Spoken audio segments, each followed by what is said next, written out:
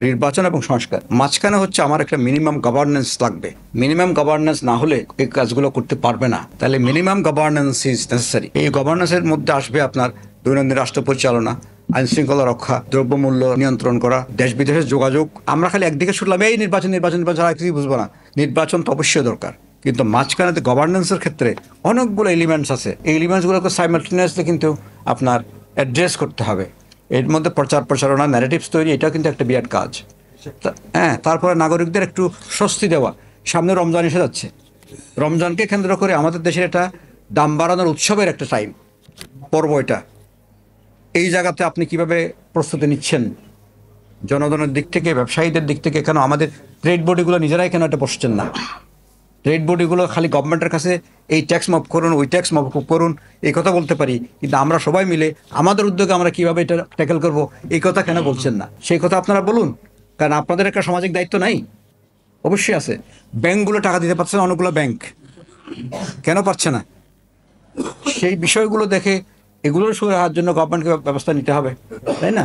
আজকে যদি আপনি প্রথম দিকের 1,000 টাকা নোট ব্যান করতেন, এখন টাকাগুলো ছাপাই নিতেন, আলাদা চাপ করতো না। এখন যে আপনি আন্তর্জাতিকভাবে জাতীয়ভাবে যে অবস্থাতে আছেন, আপনি চিন্তা করেন 3 মাস পর একটা ইলেকশন হলো, সেই ইলেকশনটা সুষ্ঠু করতে পারবেন? এটাকে সুষ্ঠু করার মতো আপনার কাঠামো আছে? আচ্ছা, 6 মাস পরে হবে এটা, এই কাঠামো? এটা নিজেদেরকে প্রশ্ন করতে হবে যারা আমরা চাচ্ছি নির্বাচন। নির্বাচন অবশ্যই দরকার, নির্বাচন ছাড়া, কারণ নির্বাচনের জন্যই তো এত কিছু হয়েছে। তাহলে নির্বাচনটাকে আমরা পিছনে রাখবো কীভাবে? হ্যাঁ, একটা সামনে একটা আশা থাকতে হবে কোন সময়ের মধ্যে এটা হতে পারে। লেবুর সুঘ্রাণ আরো বেশি, ত্বকের যত্ন আরো বেশি, চলে আরো বেশি। আপনার পকেটে কি বিদেশি না বাংলাদেশি? সেই হিসেবে কাজগুলো আগাচ্ছে কিনা সেটা মনিটর করার ব্যাপার আছে। এবং আমি আশা করবো যে যারা রাজনৈতিক দল সমূহ, শুধু রাজনৈতিক দলই ইলেকশন করে, ইলেকশনের সব কিছু তারাই ভোগ করেন তা তো না।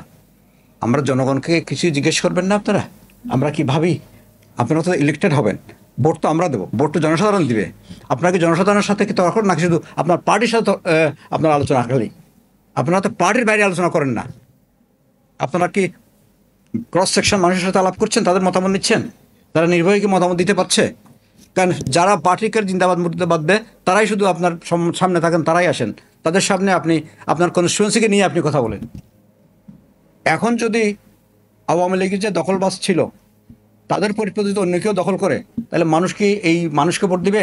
আর আপনি তাহলে নির্বাচনকে সুষ্ঠু করতে পারবেন? তাহলে একজনের পরিবর্তে আরেকজন আসে যদি এই কাজ করে, আমি যে কে করবে আমি জানি না, কিন্তু এগুলো তো সচেতন থাকতে হবে। তো এগুলোকে দমন করার মতো, এটাকে রোধ করার মতো সেই ক্যাপাসিটি আপনার রাষ্ট্রকে তৈরি করতে দিতে হবে। তবে এটাকে 10 বছর ধরে করবে? নো, এটারও একটা সময় থাকবে।